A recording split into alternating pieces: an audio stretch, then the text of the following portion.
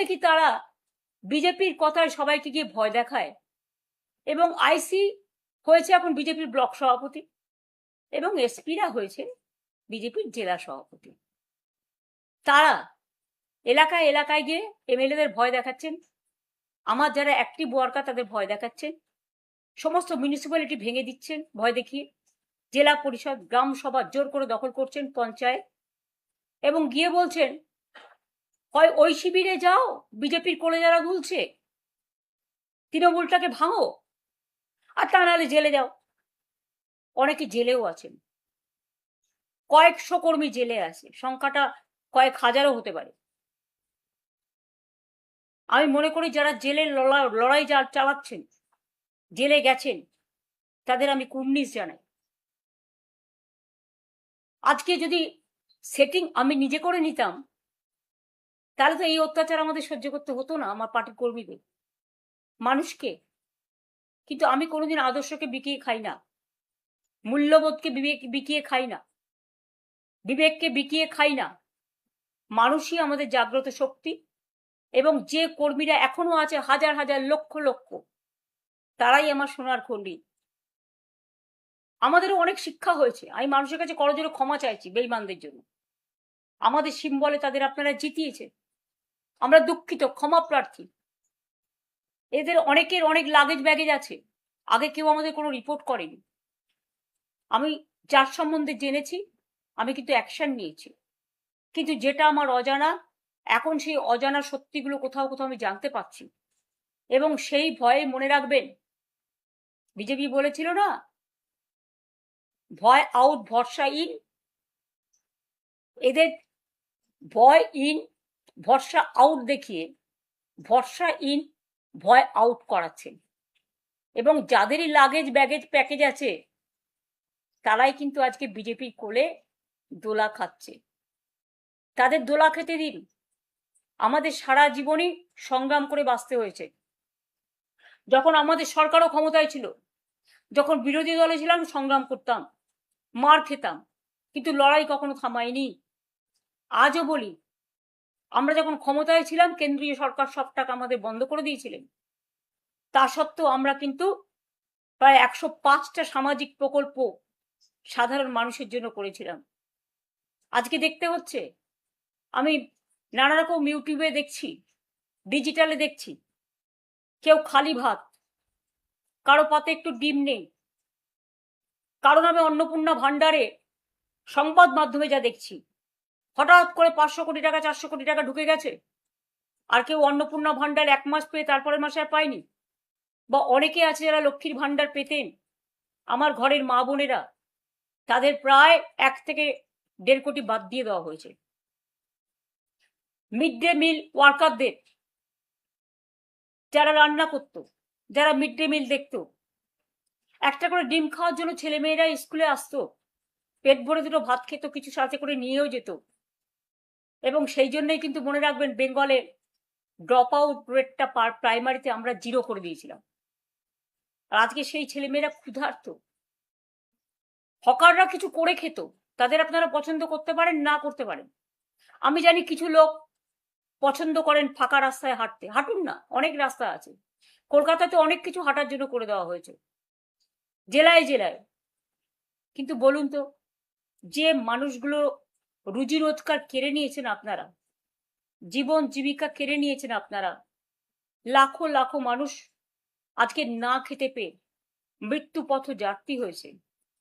বারুইপুরে এত নৃশংস ঘটনা ঘটলো, শুধু বারুইপুর নয়, যারা বলছেন কামদুনিতে আমি যাইনি, আর যারা বলছেন আমি আরজি করের কেসে যাইনি, তারা ভুল বলছেন। হতে পারে তাদের কাছে তথ্য নেই, আমি নিজে ছুটে গিয়েছিলাম। ঘটনা ঘটার সময় আমি ছিলাম ঝাড়গ্রামে, আমি নিজে ওখান থেকে আস্তে আস্তে গাড়িতে ফোনে কথা বলেছিলাম তাদের পিতা মাতার সাথে। কামদুনিতেও তাদের পরিবারের কাছে আমি ছুটে গিয়েছিলাম, এটা বলবেন না আমি যাইনি। এবং আরজি করের বাড়িতেও আমি ছুটে গিয়েছিলাম, এটা বলবেন না আমি যাইনি। এবং তাদের জন্য আমি রাস্তায়ও নেমেছিলাম, অনশন মঞ্চেও গিয়েছিলাম, 3-4 বার মিটিং ডেকে তাদের সাথে কথাও বলেছিলাম। ভুলে যাবেন না, তথ্য কিন্তু সত্য কথা বলে, বলতে হয় বলুন, আমার কোনো আপত্তি নেই। কথা বলাটা তাদের অধিকার, তাদের স্বাধিকার। আমরা কারো অধিকার হরণ করিনি, স্বাধিকার হরণ করিনি। কিন্তু আজকে কোনো মানুষ ডিজিটালে একটা কথা বললে তাকে অ্যারেস্ট করা হচ্ছে, তাদের বিরুদ্ধে বললে। ইউটিউবারদের অ্যারেস্ট করা হচ্ছে। কেউ একটা কমেন্টস করলে ওদের বিরুদ্ধে একটি কথাও বলা যাবে না।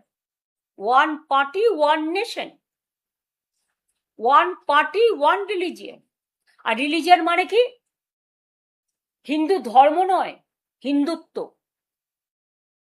হিন্দু ধর্ম যদি হতো তাহলে বেনারস থেকে বদ্রীনাথ, বদ্রীনাথ থেকে কাশী, কাশী থেকে আসাম, আসাম থেকে বর্ধমানের সর্বমঙ্গলা মন্দির, সর্বমঙ্গলা মন্দির থেকে পানিহাটি, প্রণামী বাক্স এবং মানুষের দেয়া ত্যাগ, তিতিক্ষা, ভালোবাসা, শ্রদ্ধা, পবিত্রতাকে আপনারা লুণ্ঠন করতেন না। সেটাও আপনারা করেছেন। আমি আজকেই ফেস টাইম লাইভ করছি এই কারণে, আপনারা জানেন শহীদ তর্পণ আমরা 40 বছর ধরে করে আসছি। এবারেও শহীদ তর্পণ আছে, কারণ আমরা প্রতিবার তাদের স্মরণ করি।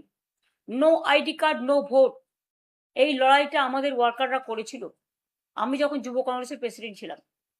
এবং সেই সময় আমি নিজেও আক্রান্ত হয়েছিলাম। আমার সামনে টিয়ার গ্যাস জ্বালিয়ে প্রায় 1 সেকেন্ডের মধ্যে গুলি করে মারবার জন্য আমার বুকে রিভলভার ধরা হয়েছিল। তখন আমার একজন মাত্র সিকিউরিটি ছিল, মাইতি বাবু। তিনি আজকে বেঁচে আছেন কিনা আমি জানি না। তিনি তখন নিজের রিভলভার খুলেছিলেন। এসব ঘটনা আমার মনে আছে বামফ্রন্টের আমলে। এটা বলবেন না বামপন্থী বন্ধুরা, আমি শুধু সিপিএম পার্টিকে বলছি, অন্য বামপন্থীদের বলছি না, কারণ তারা সত্যি প্রতিবাদ করতেন, তাদের প্রতি আমার শ্রদ্ধা আছে। সিপিএম এরও যারা প্রতিবাদী তাদের প্রতি আমার শ্রদ্ধা আছে। কিন্তু আপনারা এটা মনে রাখবেন, আপনারাও এসে মরিচঝাপি থেকে শুরু করেছিলেন। ডক্টর অনিতা দেওয়ানের কথা বামতলা কেউ ভুলে যাবেন না। 19 জন আনন্দমার্গীকে পুড়িয়ে হত্যা করার কথা কেউ ভুলে যাবেন না। বিধান ভিআইপিতে গুলি চালানো, শান্তিপুরে কৃষক আন্দোলনে গুলি চালানো, শিক্ষক বিমলা দেখে হাওড়ায় গুলি চেলে হত্যা করা, রঘুনন্দন তিওয়ারিকে বেহালায় হত্যা করা, কুচবিহারে রবীন বিমান হায়দারকে হত্যা করা। সিঙ্গুর নন্দীগ্রাম তো অনেক পরে এসছে। হাওড়ার আমতায় 11 জনের হাত কেটে দেওয়া, অনেক ঘটনা ঘটেছে। তারপরে আস্তে আস্তে যতীনদা থেকে শুরু করে, খিচিদা থেকে শুরু করে, বিনয় চৌধুরী থেকে শুরু করে তারা যখন প্রতিবাদ করতে শুরু করলেন, তখন তাদের আন্দোলনটা সিঙ্গুর নন্দীগ্রামে দেখেছেন আমাদের আন্দোলন কিভাবে আটকানো হয়েছে। ডবল ডেকার বাস দিয়ে পুরো লুম্পেন বাহিনী আজ যা করে বেড়াচ্ছে, সেদিনকে ওনারাও অ্যাসিড বাল্ব নিয়ে এসেছিলেন আমার মুখে ঢালবেন বলে। রাতের পর রাত আমাকে অপেক্ষা করতে হয়েছে শুধু নন্দীগ্রামে যাব বলে। সিঙ্গুর আমাকে ঢুকতে না দেওয়ার জন্য 144 ধারা করা হয়েছে। আজকে সোনম ওয়াংচু যে অনশন করছেন, তার আজকে 18 দিন হয়েছে। আমি তার স্বাস্থ্যের খবর নিচ্ছিলাম গতকাল। মনে রাখবেন আমি 26 দিন অনশন করেছিলাম যাতে কৃষি জমি জোর করে দখল করা না হয়। তারপরে আমরা ফিরিয়েও দিয়েছিলাম এবং আমরা কথা রেখেছিলাম এবং আমরা নতুন করে আইন করেছিলাম জমি কিনে নিতে হবে, জমি জোর করে কৃষি জমি দখল করা যাবে না। এরকম অনেক কিছু আছে। মানবিক অধিকার লঙ্ঘন করা যাবে না, লক আপ ডেথ করা যাবে না। এরকম অনেক আন্দোলন হয়েছে। আমি আমার জীবনে 21 দিন ধর্ণা দিয়েছিলাম মানবাধিকারের জন্য ধর্মতলায়। ভিখারি পাসওয়ান যখন নিখোঁজ হয়, আমি ওখানে বসেছিলাম ভদ্রেশ্বরে জুট মিলের সামনে 3 দিন। আমি নিজে সিঙ্গুরে 14 দিন ধর্ণা করেছিলাম, আবার একবার করেছিলাম, এবং 21 দিন মানবাধিকার ধর্ণা করেছিলাম ধর্মতলায়। তাছাড়াও আমি 26 দিন অনশন করেছিলাম মানুষের স্বার্থে। আর যখন করেছিলাম তখন আমরা খুব দুর্বল ছিলাম, কারণ 1997 সালে যখন আমি দলটা শুরু করি তখন আমার সাথে মাত্র একজন এমপি ছিলেন। তখন গিয়ে আমরা দলটা শুরু করেছিলাম, কিন্তু 1998 সালের 1 জানুয়ারি আমরা সিম্বল পেয়েছিলাম এবং মাত্র 1 মাস 22 দিনের মাথায় আমরা ইলেকশনে কন্টেস্ট করেছিলাম।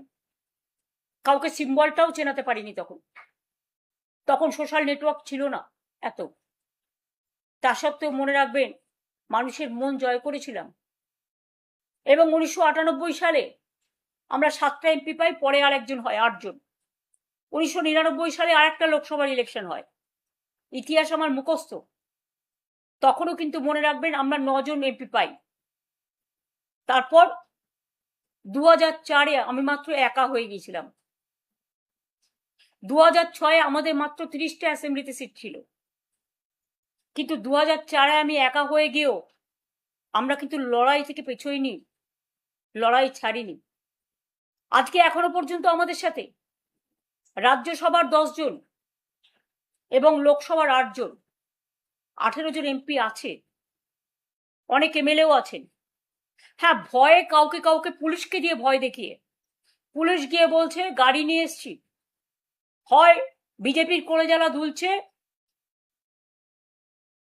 কি আর বলবো, সেটিং কোম্পানিতে নাম লেখান, তা নাহলে গাড়ি নিয়ে এসছি জেলে যান। ভয় পেয়ে না তো আপনার ছেলেকে অ্যারেস্ট করবো, আপনার মেয়েকে অ্যারেস্ট করবো, আপনার পরিবারকে অ্যারেস্ট করবো। যেমন একজন আজও চলে গেছে, আমার কোনো দুঃখ নেই, কারণ সে আমায় কালকেই মেসেজ দিয়ে বলেছিল যে আমার পরিবারের সকলকে সামন দিয়েছে ইডি।